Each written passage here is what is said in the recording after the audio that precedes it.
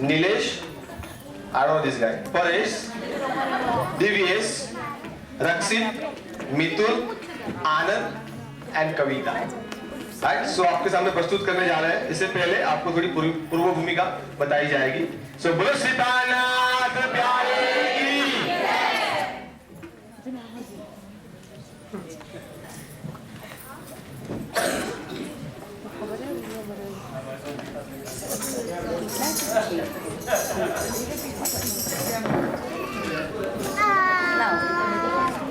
बोलो सीतानाथ प्यारे की जय। प्रणाम जी सुंदर साथ जी। આજે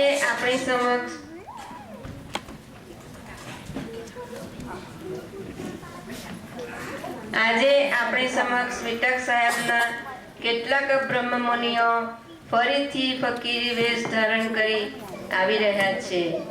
એઓ સૌ પોતપોતાની કહાણી સંક્ષિપ્તમાં રજૂ કરશે।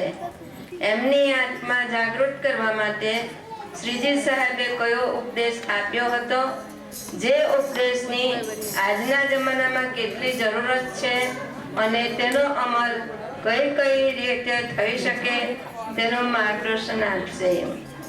આજની એમની જોડીની માંગ માત્ર રોટીના ટુકડા જ નહીં પણ આપણી આત્માને જાગૃત કરતા નિયમોના સંકલ્પના ટુકડાઓ છે, જેનું અહીં આપણે પ્રદર્શન નથી કરવાનું, પણ અહીંથી ઘરે જઈને એ નિયમોનું પાલન કરવાનું છે.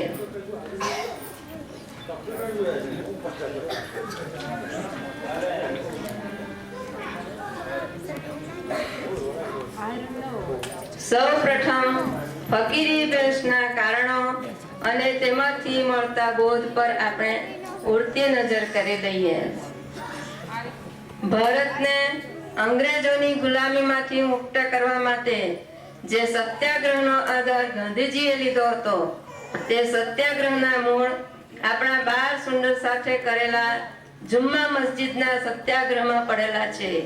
એ 12 મોમીનોએ જુમ્મા મસ્જિદના દ્વાર પર સનંદના પ્રકરણો ગાઈને ગુસલખાના પર રૂપકો ચોડીને ઔરંગઝેબને મળવાનો પ્રયત્ન કર્યો, પરંતુ શરીયતના ચોકીપેરાએ ન તો મોમીનોને કેદ કર્યા, ન ઔરંગઝેબને મળવા દીધા, અને મોમીનોની સાચી વાતને દબાવી દેવામાં આવી. જાગણી યાત્રાના ઉદયપુરના પડાવ દરમિયાન આ મોમીનો ફરીથી કાફલામાં આવ્યા. વિરહ બાદના મિલને બધાને ખૂબ આનંદ આપ્યો, પણ એ અલ્પ સમય માટે હતો. વર્ગભેદ, વર્ણભેદ, અસ્પૃશ્યતા, ભેષ, ભાષા, ખાન પાન, ગાનના દ્વૈત ભાવની માનસિકતાથી પીડાતા આપણામાંના કેટલાક સુંદર સાથ એ 12 સુંદર સાનો પ્રત્યે અલગાવ ભર્યું વર્તન કરતા થયા. ધામધનીના એક વચનો પર ઘર, પરિવાર, માન મર્તબા છોડીને આવેલા સુંદર સાથના આવા વર્તાવથી માયાના પ્રવાહમાં ધમની એક લીલી ધોવાઈ જતા શ્રી ધામધનીના દુઃખની સીમા ન રહી. વળી એ સમય દરમિયાન જ ઉદયપુરના રાજા પાસે ધર્માંધ ઔરંગઝેબનો સંદેશ આવ્યો કે તેની સેના ઉદયપુરના રાજા સાથે યુદ્ધ કરવા આવી રહી છે. રાજાએ આહવાન ઝીલી લીધું અને શ્રીજી સાહેબને પોતાના સાથીઓને લઈને પોતાના રાજ્યને છોડવાની વિનંતી કરતા સંદેશા પાઠવ્યા. શ્રીજી સાહેબે 2 વખત ધરપત આપી કે અમારું રક્ષણ અમે કરી લઈશું અને તરી રૈયતને પણ નુકસાન થવા દઈશું નહીં. પરંતુ રાજાએ નારાજગી વ્યક્ત કરતા ધમધનીએ પોતે પણ ફકીરી વેશ ધારણ કરી લીધો અને સૌ સાથીઓને પણ એ વેશ પહેરવાનો આદેશ કર્યો.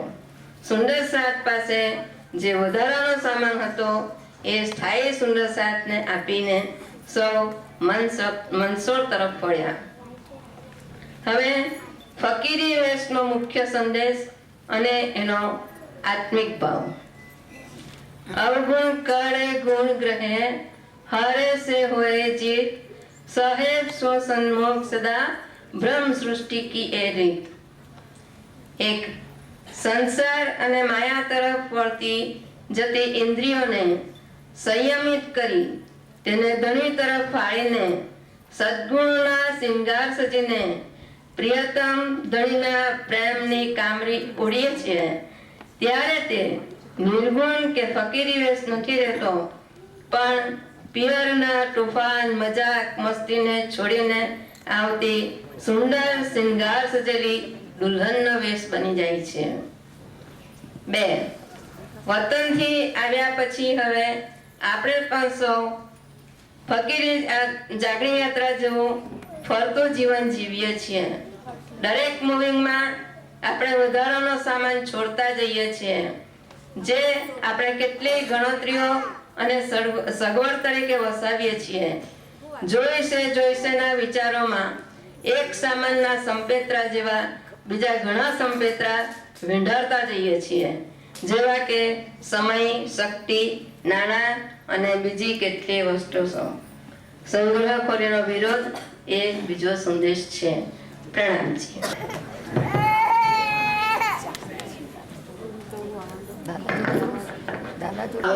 દિગ વિજય પંડિત जिसने सबको ये बतलाया, जिसको मैंने हाँ कही वो ना कभी ना कर पाया। कौन है बोलो, कौन है वो? कौन है सुनो साहब? कौन चला?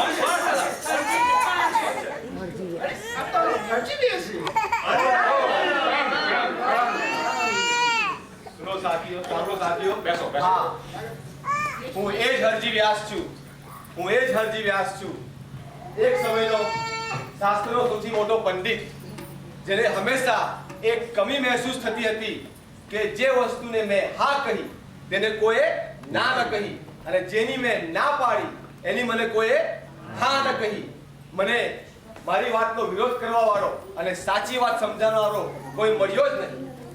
એકવાર હું ખૂબ જ બીમાર પડી. મારા ઘરના સદસ્યોએ મારા અંતિમ સમય નજીક છે એમ માનીને મારી ભોય પથારી કરી દીધી અને મારા ધર્મદાનની ક્રિયાઓનો આરંભ કર્યો. મારા અભ્યાસ અને જ્ઞાનથી મને ખબર હતું કે ધર્મદાનથી સુખ સજ્જા તૈયાર કરવી, દાન ધર્મ કરવા, આવી જડ કર્મકાંડોની પ્રચલિત ક્રિયાઓ કરવાથી મારા આ જીવને આવાગમનના ચક્કરમાંથી મુક્તિ મળવાની નથી. સો મેં મારા ઘરવાળાઓને કહ્યું કે સાંભળો, હું આ ઈંડનો પિંડ નથી, માટે મારા માટે આ જડ કર્મકાંડ કરવાની જરૂર નથી. એ સાંભળીને આપણા કાનજીભાઈએ મારી ખૂબ જ સેવા ચાકરી કરી અને મને બેઠો કરી દીધો, અને એને કારણે મને શ્રીજીની વાણીનો લાભ મળ્યો, જેથી મારા અધૂરા જ્ઞાનની કમી પૂરી થઈ. સાથીઓ, દરેક મનુષ્યના જીવનમાં હરેક પ્રસંગે વિવિધ અવસ્થાઓમાં નવા કાર્યોની શરૂઆત થાય છે. આપણે હિન્દુઓ દેવી દેવતાઓને માનીએ છીએ અને નવા પ્રસંગની શરૂઆત કરીએ છીએ. મુસલમાનો અને શીખો એમના ધર્મગ્રંથને સાક્ષી માનીને, ખ્રિસ્તીઓ ચર્ચમાં પ્રેયર કરીને, અને પારસીઓ પોતાના ઈષ્ટની સાક્ષી માનીને નવા કાર્યની શરૂઆત કરીએ છીએ. પણ હરદ્વારના મેળામાં શ્રીજીએ કહ્યું, આપણા સંપ્રદાયની પદ્ધતિમાં બ્રહ્મ વિદ્યા દેવી સહી એ માનીને આ કુલજમ વાણી અને અમે અમારી કુળદેવી માનીએ છીએ અને ગોત્રેજ ગણીએ છીએ, અને એમની સાક્ષીએ સારા પ્રસંગો ઉજવીને નવા કાર્યની શરૂઆત કરીએ છીએ. સાથીઓ, આજે હું મારા જોડીમાં તમારી પાસે એક સંકલ્પની આશા રાખી શકું? જરૂર. ત્રણેય બ્રહ્માંડોનું જ્ઞાન જેમાં સમાહિત થયું છે, જેની અંદર બધા જ ધર્મોના ભગવાનો અને પીર પૈગંબરો બિરાજમાન થયા છે, જેમની સાક્ષી આપવા માટે એવા સદા સત્સુખના દાતાર ધામધણીના નામથી એમના પૂજન, મહેર અને આશીર્વાદથી તમારા દરેક કાર્યોની તમે શરૂઆત કરી શકશો? પ્રણામ.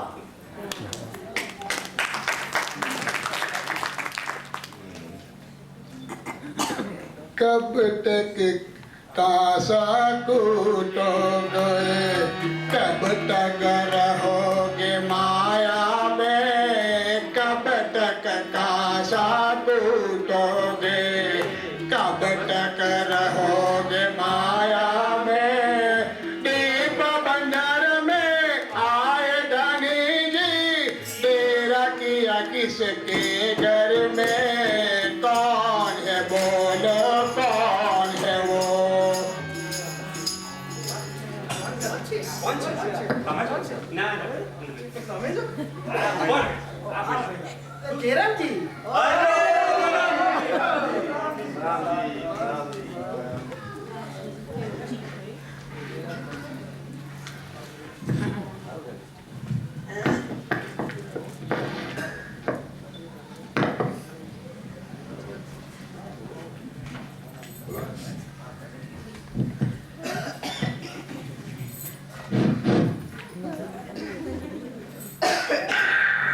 સુંદર સાચી, આપ સૌ મારી કહાની જાણો છો. સદગુરુ ધનીસિંહ દેવચંદ્રજી પાસે 3 આતમ લઈ પરમધામના સુખ લીધા, પરંતુ સમયની કટોકટી અને અંતરની દૂરીને લઈને મારાથી સદગુરુના દર્શન પણ ન જઈ શકાયું અને હું ફરી કામકાજ અને માયાની ભાગદોડમાં ખોવાઈ ગયો. સદભાગ્યે શ્રી સ્વામીજી મારા ઘરે આવ્યા અને મને યાદ અપાવી કે સંસારના કામકાજોમાં તમે ક્યાં સુધી લીન રહેશો, ક્યાં સુધી માયામાં રહીને કાસા કૂટતા રહેશો, અને મારી આત્મા જાગી ગઈ. સુંદર સાચી, મારી આપ સૌને એક જ અરજ છે કે જમાનો બદલાતા તમે પણ ધંધા, રોજગાર અને અંતરની દૂરી લઈને શ્રી રાજજીની તે દૂર થઈ રહ્યા હો તો મારી આપ સૌને એક જ વિનંતી છે કે પૂરા દિવસનો માત્ર અડધો કલાક શ્રીમુખ વાણી વાંચન અને મંથન માટે આજે મારી જોડીમાં આપો. અરે આપ તો ગભરાઈ ગયા. જુઓ, અમારો જમાનો અભણતા અને મહેનત મજૂરીનો હતો. વાહનો, સાધનો અભાવે અને મુસાફરીઓ કરી શકતા ન હતા. જ્યારે આપ સૌ તો શિક્ષિત છો, સાથે આપના સૌના ઘરમાં આપના કમ્પ્યુટરમાં માત્ર સ્વરૂપ સાહેબ જ નહીં, પરંતુ વિતક સાહેબ, વિરટ વૈરાટના નકશાઓ, સમજૂતીના સાહિત્યો જેવા કે બુક્સ, ઓડિયો વિડિયો કેસેટ્સ વગેરે ઘણું બધું હાજર છે. એટલું જ નહીં, ચાહે તે મંદિરની સેવાઓના ઉત્સવો પણ દર્શન કરી શકો છો. તો માત્ર અડધો કલાક ટીવી જોવા બેઠા છો સમજીને પણ એમાંથી રાંચીનો કોઈ વિષય લઈને બેસો તો અઘરું નહીં પડે. વળી જોબ પર કે મુસાફરીના આવવા જવાના સમયમાં પણ તમે કેસેટો બુક્સનો ઉપયોગ કરી શકો છો. પૂજ્યશ્રી સરકારશ્રી કહેતા હતા કે તમને જોબ પર 1 કલાક વહેલા બોલાવે તો તમારે 1 કલાક વહેલા ઉઠીને તૈયાર થઈને જવું પડશે. અને આ સમજીને તમે પણ રાંચી માટે સમય કાઢી શકો છો. પ્રણામજી સુંદર સાચી.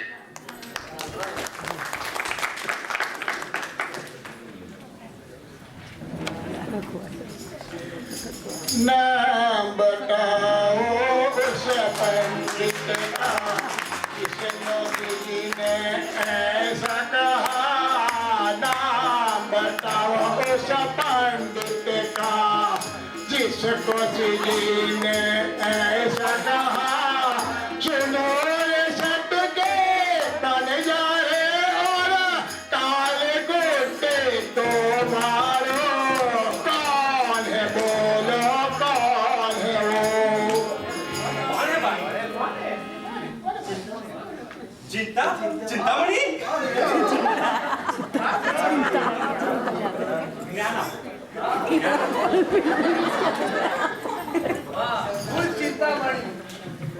મારા સમયમાં કબીર પંથનો બહુ જ મોટો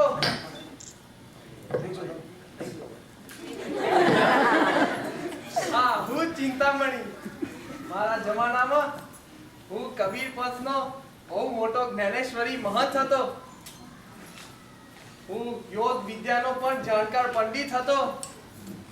મારી સાથે ઘણા બધા મારા શિષ્યો હતા. પરંતુ એક દિવસ મારી મુલાકાત શ્રીજી સાથે થઈ. મેં મારા અહમના જ્ઞાનની હેઠળ એમને કહ્યું કે હું તમને અહીંયા બેઠા બેઠા જ આદિનારાયણ અને મહાવિષ્ણુના દર્શન કરાવી શકું છું. મેં મારા અહમની હેઠળ એમ પણ કહી દીધું કે કબીર અને કમાલ બંનેમાં કોઈ ફરક નથી. આ સાંભળી ને મને શ્રીજીએ ટોક્યો અને કહ્યું, હે મૂર્ખ, તું અંધકારમાં છે. ક્યાં કબીર અને ક્યાં કમાલ? એમને કબીરની એ સાખીનો ઉલ્લેખ કર્યો જેનાથી મને જ્ઞાન થયું કે ખરેખર શ્રીજી જ પરબ્રહ્મ છે. અને હું મારા શિષ્યોની સાથે તેમના શરણમાં આવી ગયો.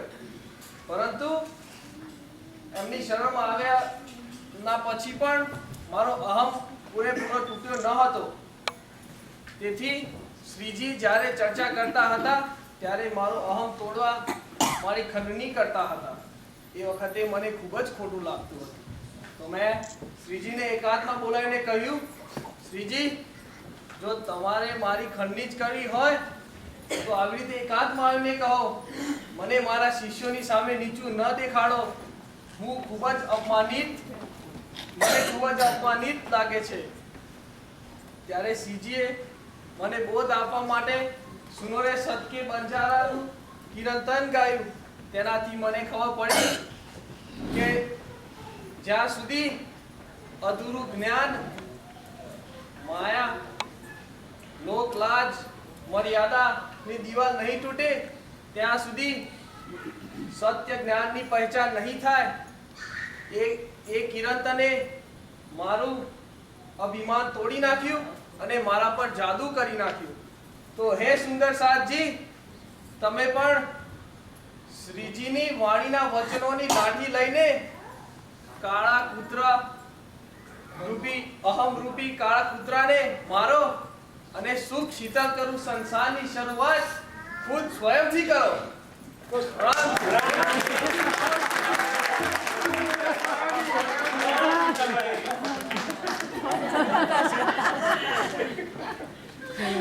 તો कौन था वो धनवान सेठ जिसका सब कुछ ही डुबोया था? कौन था वो धनवान सेठ जिसका सब कुछ डुबोया था? जब स्वामी की चरण में आया खाली लोटा लाया था. कौन है वो लोग, कौन है वो? કોણ છે? ખાલી લોટામાં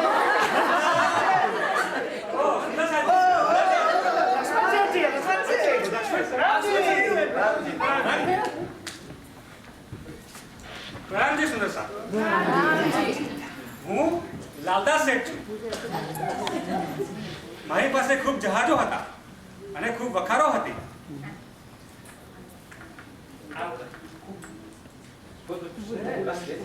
આપ તો મોટા શેઠ લાગો છો.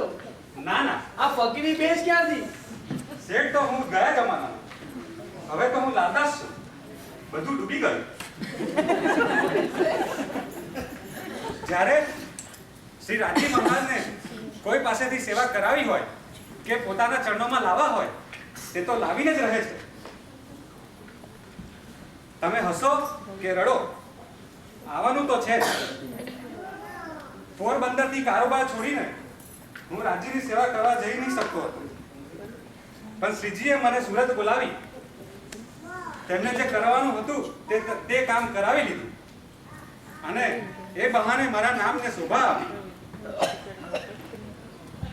અને સુંદર સાથનો સેવા કરવાનો મોકો પણ આપ્યો. શ્રી રાજજી સાથે પન્નાજીની જાગની યાત્રામાં ખૂબ મોટો જમાત થયો અને તેમાં કેટલાક વૃદ્ધો પણ હતા. વૃદ્ધાશયને લીધે તેમના તન ઘસાઈ ગયા, પણ સુંદર સાથે એકબીજાની ખૂબ જ સેવા કરી અને બધી જરૂરિયાતો પૂરી કરી. શ્રી વિતક સાહેબમાં અને તેમાંના અષ્ટપ્રહરની સેવાઓમાં ખૂબ જ સેવાઓ અને સુંદર સાથના નામ બનાવવામાં આવેલા છે. તે ફક્ત વાહવા માટે નથી, પણ આમાંથી આપ સમયે એક પ્રેરણા લેવાની છે, જે કે આપના ઘરેથી શરૂ કરી સર્વ જગતના વૃદ્ધો, ગરીબો, અપાહિજો અને નિસહાય ની પ્રેમ અને સન્માનપૂર્વક સેવા કરવાની છે. એવો ભાવ દિલમાં લો અને રાજ્યની સેવા કરો. બોલો પ્રણામજી.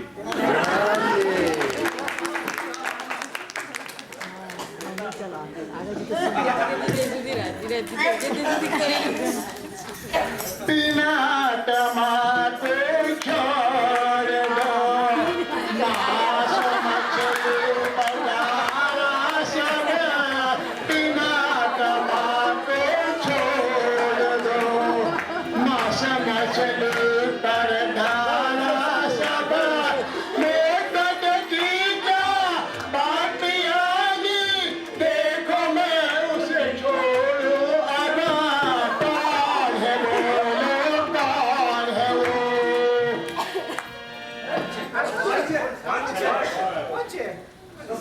પાસે જ લાગે ના ના જમના સેટ છે કે કયા સેટ છે?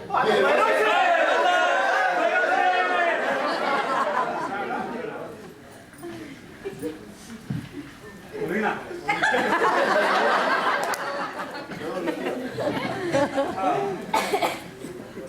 હું ભૈરવ શેઠ અને તમે આવો છો ક્યાંથી? એમ તો મૂળ અમે બંદર પ્રદેશના ખાવા પીવાના શોખીન, માંસ મચ્છી ખાવાનું, દારૂ પીવાનું, સિગરેટ તમાકુ, પડીકીઓ, પાર્ટી કરવાની, રોજનું કામ અમારું.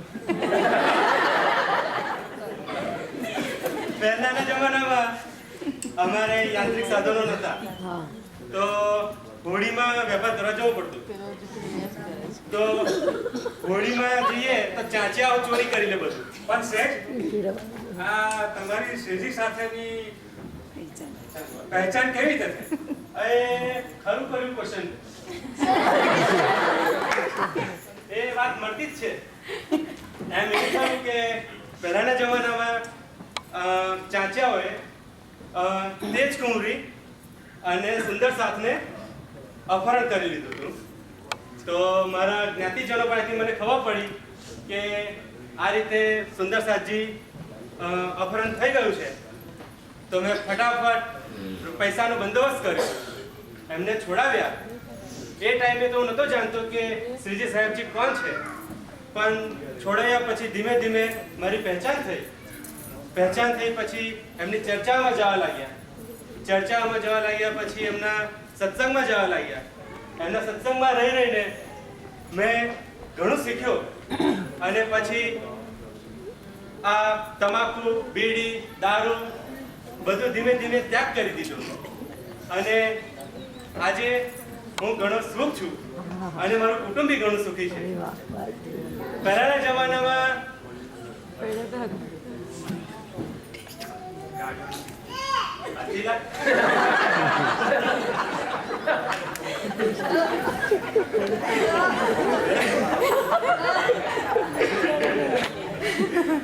જમાનામાં એવું હતું કે આ જે વ્યસનો હતા એ નાના પાયા પર હતા, નાના વિસ્તારમાં રહેતા હતા, બહુ ફેલાતા નતા. પણ આજના જમાનામાં દરેક બીજો માણસ ને કંઈક ને કંઈક વ્યસન છે. દારૂ, સિગરેટ, ચા. રોજ સવાર સવારમાં કેટલી ચા પીવો છો? મદિરાપાન, ધૂમ્રપાન. એના કારણે કેટલા બધા લોકો પીડાય છે, કેટલા બધા કુટુંબને સહેવું પડે છે. આજે કેન્સરથી મરતા કેટલા બધા માણસો જે આ વ્યસનથી મરે છે. આ વ્યસનને કારણે કેટલા બધા ગુનાઓ થાય છે. એમના કુટુંબીજનોને અને એમના સંતાનોને ભોગવવું પડે છે. જો તમારામાં દ્રઢ વિશ્વાસ હોય તો તમે આ બધા વ્યસનો છોડીને તમારા કુટુંબ અને પોતાની શાંતિ માટે આજે બહુ મોટું કામ કરી શકો છો. પ્રણામ છે.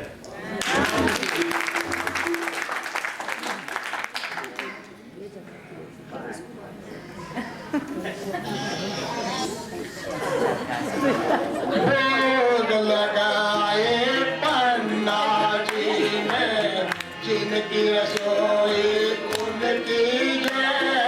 भोग लगाए पन्ना जी में, जिनकी रसोई उनकी जय। उन भाग्यशाली सेठ को स्वाद पहुँचे मिलता में। कौन है बोलो, कौन है वो? કોણ છો? ક્યાંથી આવ્યા? તમે કયા ભાઈ?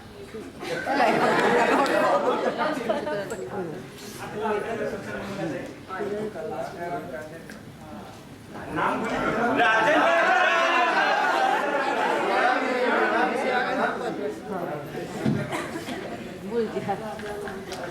સાજી, પોતાનું નામ બતાવી આપણે લાવવાને જતી પણ યાદ આવતા જ હશે કે જેઓની જો હુકમી અને જાદુગરીને કારણે અમારા બેટમાં કોઈ સાધુ પુરુષો ટકી ન શકતા હતા, પરંતુ શ્રી સાહેબની સામે અમે કોઈ પણ કારીગરી કાગળ નહીં નીવડી. અમે આત્મની જાગૃતિ માટે મંદિર આશ્રમ વાણીના પ્રચાર પ્રસાર માટે સંસ્થાના ધનની જરૂર છે. આજે મારી જોડીમાં તમારી સમજ એક જ માંગ છે કે પરસેવાનું ધન પર સેવામાં વાપરો. પ્રણામજી.